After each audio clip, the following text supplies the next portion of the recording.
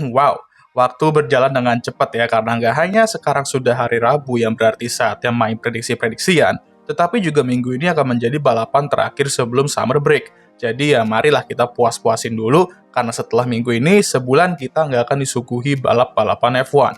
Oke lah, seperti kata gue tadi, sudah hari Rabu, jadi saatnya kembali main prediksi-prediksian. So, skuy, ngopi, dan gue akan prediksi GP Hungaria 2026.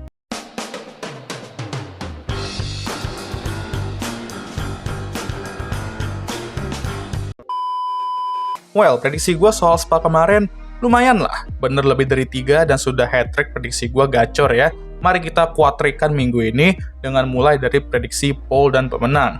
Oke, on paper ini seharusnya track Ferrari, sama kayak di Monaco dengan banyaknya tikungan yang membutuhkan downforce tinggi dan minimnya lurusan. Dan itulah kenapa ini dibilang Monaco tanpa tembok. Tapi di saat yang sama, kita semua mengira hal tersebut juga di Monaco, di mana oh iya Ferrari bakal strong di sana. Malah Kimi yang menang, dan Charles Leclerc malah membayangkan Alexandra di tembok Monaco itu.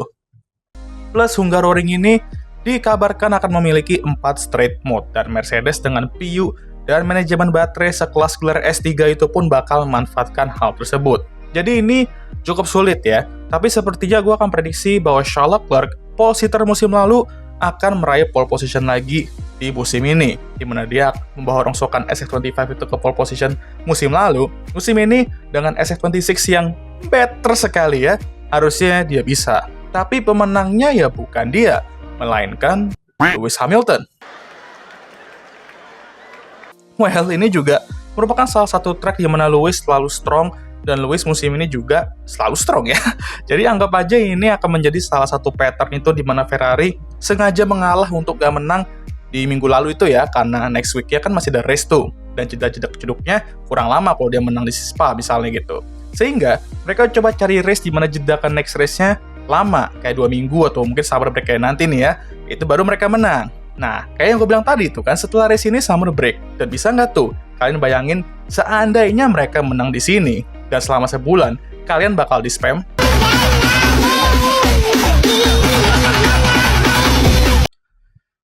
Bakal sangat amat menarik dan pastinya merusak mata dan telinga, tapi setidaknya summer break kalian gak bakal sepi gitu loh. Lalu untuk prediksi kedua, gue mau prediksi George Russell, karena gue jujur udah di titik kesian sebenarnya sama nih orang ya. Kayak lu lihat di Spa kemarin, bener-bener kemakan dia sama 3 pembalap di Camel Straight karena masalah baterai, dan nggak tahu kenapa mobilnya sama sekali kayak orang tipes di lurusan jadinya. Dan sayangnya karena masalah ini juga, dia nggak hanya gap makin jauh dari rekan timnya yang udah diangkat di 2 race terakhir ya kan, tapi ini juga jadi pondasi awal kenapa dia DNF kemarin. Apesnya lagi, Mercedes pun nggak tahu masalahnya apa, dan ini bener-bener kacau sih. Bener-bener seperti kata dia, nggak ada yang mau dia jadi Jordan kayaknya, bahkan mobilnya pun nggak mau gitu. Well, mari kita prediksi yang baik-baik aja lah ya untuk Mas Rusli, dan dia di sini walaupun gua nggak menjamin juga apakah bakal gacor juga nantinya, tapi gua akan prediksi dia akan kembali kenceng di sini. Tapi ya mungkin untuk menang enggak lah, tapi untuk podium gue yakin dia bisa lah. Jadi mari kita prediksi itu aja dulu, karena dia bener-bener udah nggak boleh lagi membiarkan kejadian Spa kemarin terus menghantuinya dan malah terulang lagi tuh, jangan sampai.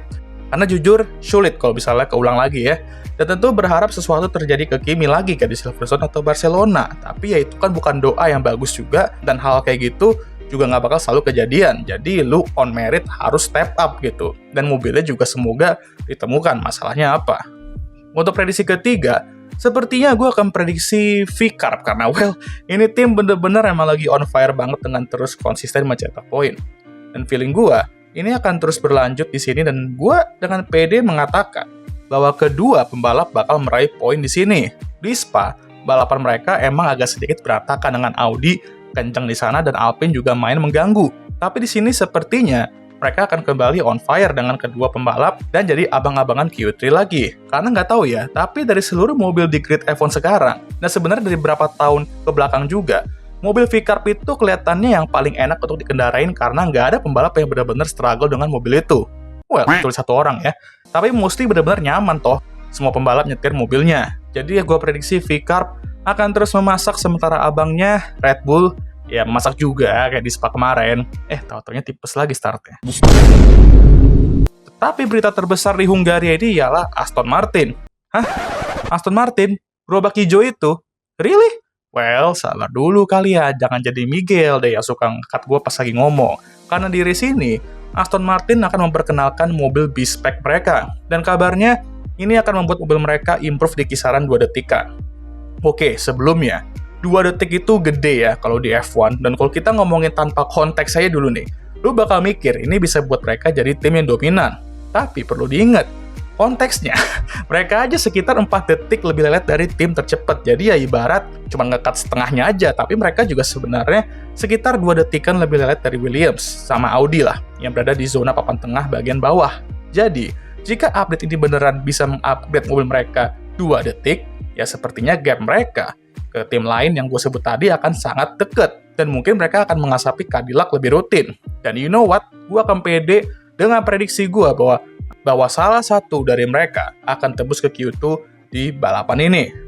Ya, kita mau Aston untuk terus improve, dan ya, nggak males-malesan di belakang. Gue bakal prediksi Aston tuh bisa aja bersaing di papan tengah secara rutin jika alur update-nya bener. Dan gue masih yakin Adrian Newey belum kehilangan sentuhan magisnya, jadi tolong jangan mengecewakan gue ya, tim hijau kesayangan kita. Tunjukkan kalau kalian itu hijaunya hulek, bukan hijau bungkus lontong. Dan untuk prediksi kelima, oke. Ini menarik, karena seperti yang gue bilang tadi, Hungaroring ini kan Monaco tanpa barrier, dan itu berarti menyalip di sini akan lumayan challenging, karena sempit tracknya, dan lurusannya juga minim. Tetapi kita bisa lihat di regulasi ini, menyalip itu ya gimana ya ngomongnya ya, unpredictable kali ya, dan hal tersebut bisa aja terjadi juga di track ini. Betul, Monaco tanpa barrier, tapi justru karena itulah overtaking bisa terjadi. Sehingga, gue akan prediksi bahwa balapan minggu ini akan menyajikan lumayan banyak overtaking, yang pastinya lebih banyak dari yang kita semua kira dan pastinya lebih banyak dari era ground effect kemarin. Tapi yang nggak kita pengen, ya tentu saja overtaking akibat super clipping aka mobil ngeden di lurusan itu yang nggak hanya berbahaya, tapi juga bisa bikin pembalap kena mental breakdance kayak George Russell kemarin contohnya ya. Jadi semoga kita bisa melihat duel-duel epic di Hungaroring karena meskipun ini track sulit untuk nyalip, tetapi kita sudah melihat banyak sekali duel-duel dan overtaking ikonik di track ini. Jadi kita expect hal yang sama di 2026 dengan regulasi baru ini. Kalau enggak, ya wes kena rujak lagi aja regulasi ini ya, seperti biasa. Oke lah, sekian video kali ini. Gimana menurut kalian? Yuklah gas kita kuatrikan prediksi gacor ini dan skip challenge untuk 4 race berturut-turut ya. Lumayan sama break nanti, nggak perlu challenge-challengean ya. Males men.